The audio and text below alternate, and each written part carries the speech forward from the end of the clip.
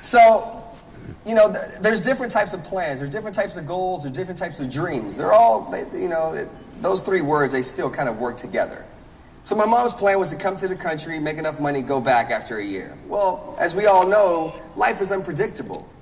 Life, there's no script that says this is how it's going to happen. There's no book, unless you guys can tell me, but I don't think there's a book that actually says by the time you're 18, this is how it's going to happen. By the time that you're 21, this is what it's going to happen. By the time you're 25, and so on and so on. Life is unpredictable, and you never know from one chapter to the next how it's going to change. But you have to be willing to turn the page still, because you never know what page 50 and page 100 is going to hold for you and what you can take away from it.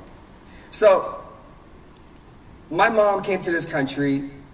She was in Texas. She met a man named Jose Martinez. And on June 14, 1983, I was born. Yeah. My mom's plan completely changed. Well, her plan changed even more when I was 9 months old, my father had a different plan. And it actually didn't involve me or my mother, and he left. He left. And my mother was left with a choice.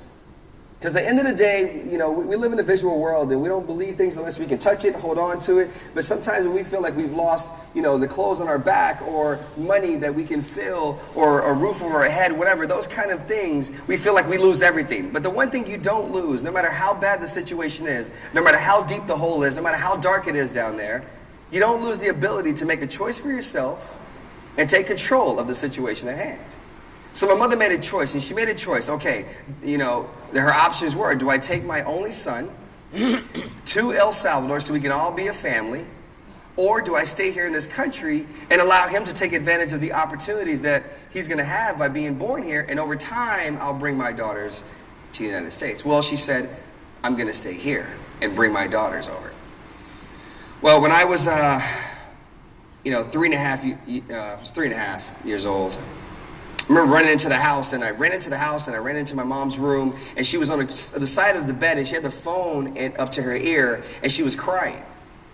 And she was crying, and I remember running up to her, and I was like, Mom, why are you crying? What's wrong? What happened? As a 3-year-old. And she says, well, remember I told you that you have 2 sisters in El Salvador.